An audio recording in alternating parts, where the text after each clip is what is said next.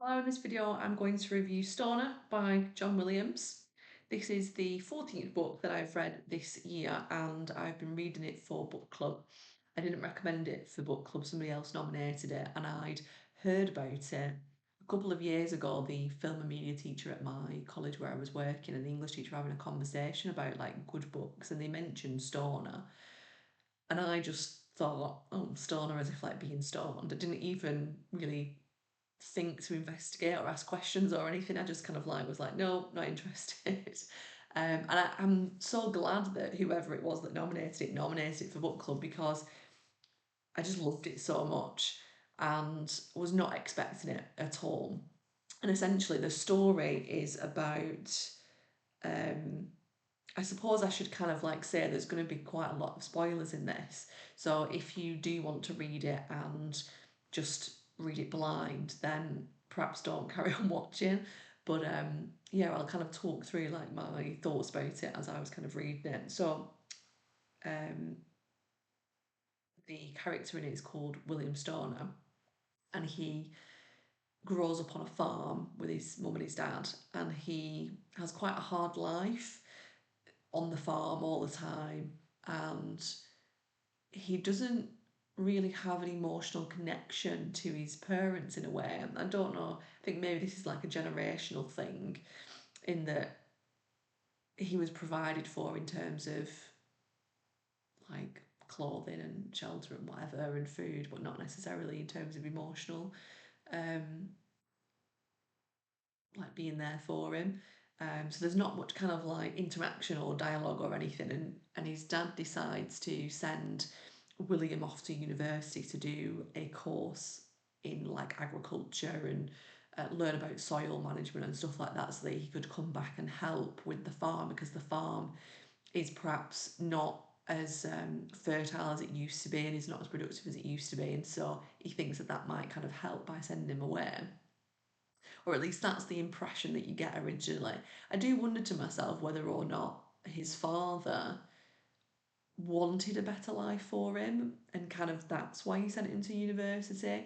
Because his dad was somebody who clearly cared about him, because there's like parts of the book where it demonstrates that he cared about him, but it was not, nothing was ever verbalized. There was no kind of conversation or anything like that, and so I was like, is he doing this because he wants something better for him? But him going away to university, what happens is he goes to university, and it's a really good demonstration of what happens when you leave the family home and you go to university. Like your mind just expands and you discover lots of new knowledge that you had no access to before, and you like just think about things in such a radically different way to what you used to. Like your mind just expands and opens, and you're just aware of the world on a much broader level. And so what's really interesting is that as part of his agricultural course, he has to take some kind of like optional modules, and I think this is how he ends up in an English literature class. And his lecturer, I think he's definitely called Sloan, I think it's Arthur.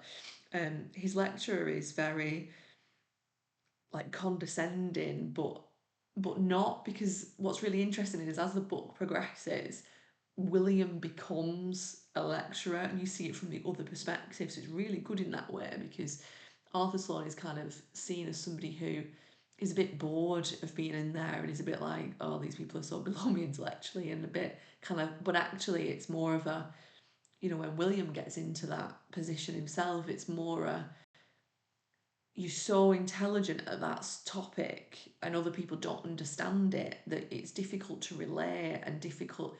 And I get that because like I'm a teacher, and like trying to teach your subject, it's a bit I was gonna say desperation then, but not like, what's the word, like it's a bit, you'd be bereft because they're never going to understand the level that you understand it, because you're teaching at a lower level, and it's very surface level their understanding, and there's a lot that they're missing that they don't know, and so you can't really you can't demonstrate your passion almost because you teach at such a low level that you're not that passionate about because it's too easy for you. So I was kind of like, that's really interesting. Like, when you do become a teacher, that's kind of what is happening. Like, you're very passionate about your subject at a high level and you've got to reduce it down, and then it becomes a bit samey and a bit uninspiring because it's the same old and you're really good at it. There's no challenge there for you anymore, kind of thing. Um, so yeah, it talks about his time at university and how he becomes really interested in English literature, and how that gives him an awareness of the human condition, which I thought was really interesting because he's kind of a very kind of salt of the earth, practical person, but has never really considered anything to do with the human condition and the kind of like philosophical aspects of that. And so he's kind of broadening his understanding of himself, and then decides that actually he doesn't want to go back to his life, that his life almost is a bit too small for him to go back to. Um, in fact, I've missed out a bit. So there's a bit where while he's at university, he stays on another farm of a family member, and he's literally like working like a dog for him and her. They're like cousins or something like that. There's some family relation. Um, and he's literally like working constantly on the farm and then working at the university, and this couple are just kind of like not doing as much, and so it's a bit like they're taking advantage of him really, but obviously supporting him because they're giving him a place to stay and stuff. But it was a bit like he was just taken advantage of and just let it happen because like that's what needed to happen, and he didn't really have any other choice. So it's like you feel for him a little bit because he's so hardworking and he doesn't ever complain and he doesn't ever think about himself or anything like that. And anyway, yeah, he decides that he wants to stay, but he doesn't really know like how he can stay. And it comes about that, he can become a teacher. And there's like an intervening period where the war hits, and there's a bit of kind of context around that. And he has no desire to go off to war, and yet everyone else is kind of going off. And someone who was like incredibly intelligent and gifted and very kind of like cynical of the world went off to war and then ends up, dying, showing the kind of futility of like, like going to war and the waste of potential. And there's some interesting comments that are made about, I think he's called William. No, he's not called William because that's the main guy. What's he called? Mathers. Somebody Mathers. And anyway, this guy makes some interesting comments about how universities are like asylums for people that wouldn't survive in the world. And I thought that was so interesting because it's like, people that are intellectual are not necessarily capable of doing practical things in the world, and their overthinking nature would actually lead to a lot of kind of existential dread and things that, you know, they're probably going to be more productive in a context of education than they are in the real world. So I just thought that was really, really interesting. I was almost thinking of myself and thinking, maybe that's the case for me. Like maybe I've gone into teaching as a kind of refuge against like the world and actually doing something that I probably wouldn't be very good at. So that was kind of quite a reflective thing that I was thinking of. Um, and anyway, so yeah, he becomes a teacher, and again works really, really hard. He doesn't really have any hobbies, and he doesn't really do anything. He kind of just works all the time and puts himself into work. And he meets somebody called Edith, and Edith is very strange and very. There's something not right there, but he doesn't pick up on it at all. He's got no kind of. He's like blinded by her beauty, and he can't really um, tell that there's something amiss. And it's very interesting because the reason why this Rice John Williams is so good is because things are shown, they're not told. So it's kind of like you have to read between the lines, like work out what's going on. And at first you're kind of in a bit like, oh, what's going on with Edith? Like what's this is strange, but you're not really quite sure why. And obviously it's of the time, so it's like, was this what it was quite common for females to be like this when men were trying to date them and stuff. And it's a very odd kind of thing that, this William Stoner just decides, oh, he wants to be with this woman, and then that's it. And they kind of date, but it's very awkward, and that's kind of fine, and they kind of still get married. And it's like, and like this is why people are not getting married today, if that's what it was like in the past, because you know, I've had plenty of awkward dates like that and I wouldn't want to see the person again. But this is just like, you know, people just getting married when they don't even click with each other. But I suppose like it was different back in those days, I suppose. But again, it's difficult to see whether this was of its time, whether this was something that was deficient in Storna and in Edith. And it's interesting because this is another area where the dad shows concern, is that the dad obviously can see that she's not all there, that there's something going on. And when they meet, the dad has a bit of an interaction with her where she cries and says that she promises to be a good wife. And it's obvious that the dad can see that. So the dad's obviously very smart and very aware and probably has had a lot of potential and he hasn't used it because he's just been farming his whole life. And I think that's what gave me the idea that maybe he did want him to go to university to kind of like expand himself or whatever. Um, and then it turns out that there's stuff going on with Edith that means that she doesn't like to be intimate with William, and there's no communication between them, there's no conversation, there's no kind of openness. And it was interesting to see like how, I mean, I found myself questioning. I was like, do really real relationships exist like this, where there's problems like that but nothing said? And there was like situations where it was a bit like William was kind of having sex with her while she was asleep, so there was rape there. But then in those days, rape within a marriage wasn't seen as rape, so it was kind of a bit like, is that what that's trying to demonstrate? It was a bit like shocking, really, and it was a bit like, oh, like this is not good. This is not a good relationship. It became very dysfunctional. They ended up having a baby, and then Edith just went AWOL and didn't look after her child at all. And William had to do all the chores and everything, go to work, look after the child. He was doing everything, and again, didn't complain. Was very nice to Edith. It was clear that the two of them were not in love with each other and didn't love each other in that way. And there was problems there. There was no communication. And it's interesting because I think is John Williams writing it from the perspective of William Storner? Is it from the perspective of Edith as well? Is it like I questioned the narration of it because I was a bit like, it seems very much on the side of William, but what about Edith's perspective?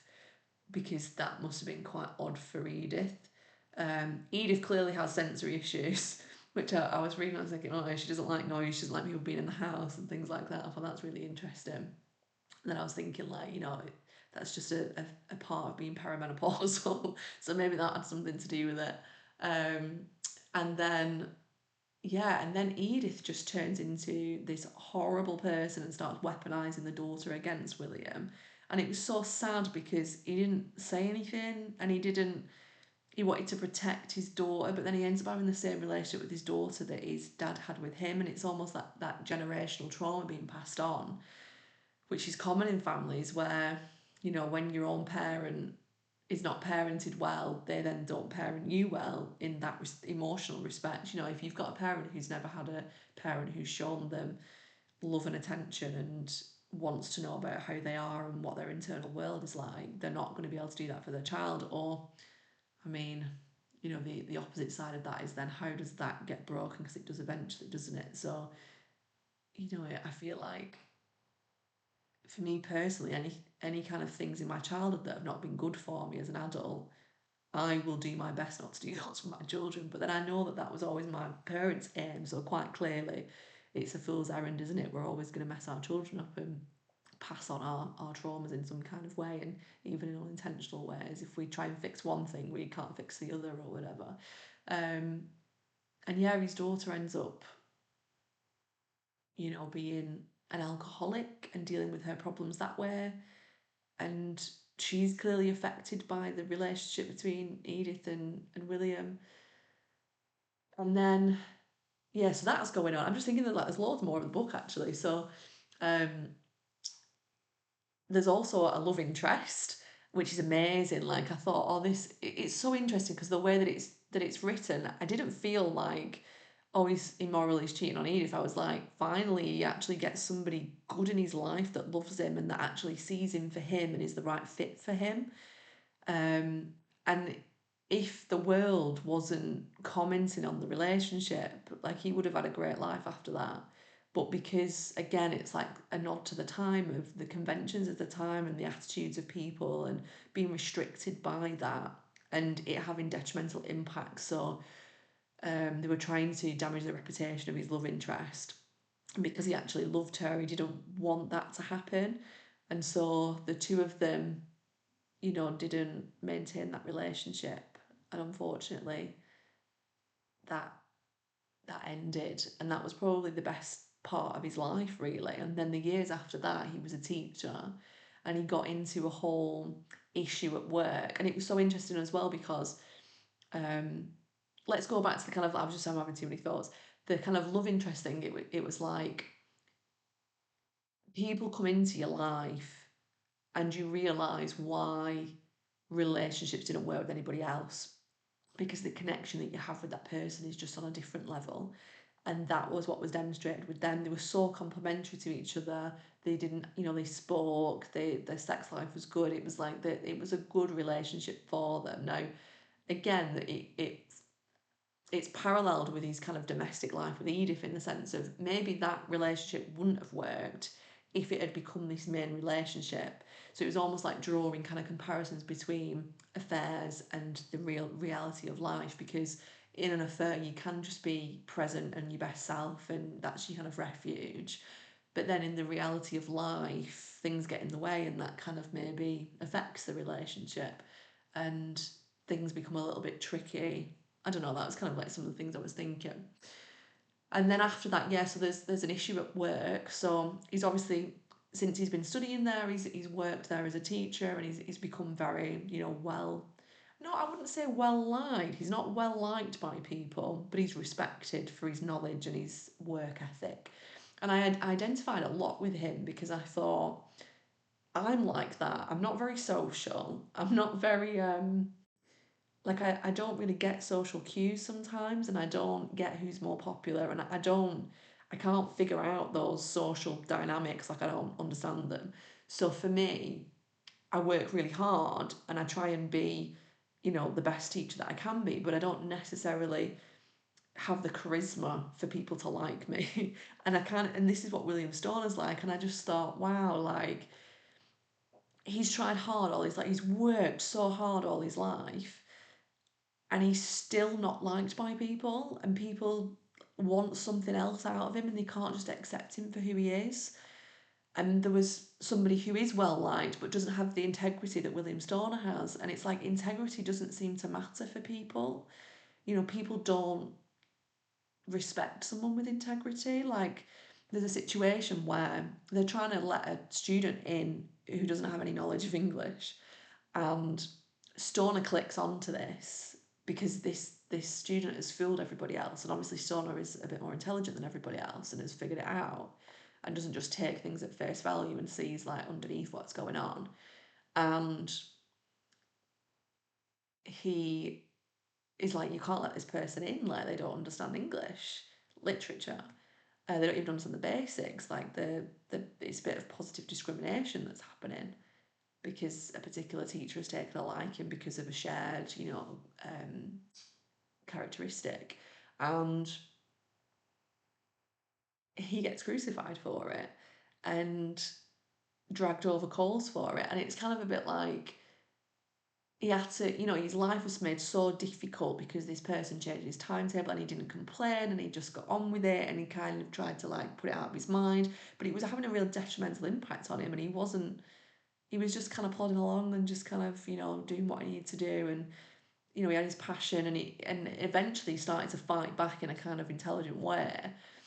But it was then at the time where he was declining in function and it was really sad because it was like this guy has just never had any good things happen to him really. Like he's done everything he can to be hardworking and put effort in and and his relationship nothing was ever good enough for his partner and he's toiling around and he's trying to do the best that he can for everybody and nobody is there for him and no one's giving him a break and no one's helping him out and he has got a friend but he doesn't really see them very often and obviously his other friend died and even that friendship at the time, it wasn't really a friendship. It was like, it was just people that hung out occasionally. There was no like intimacy. He didn't have any intimacy with anyone apart from the person that he had his affair with.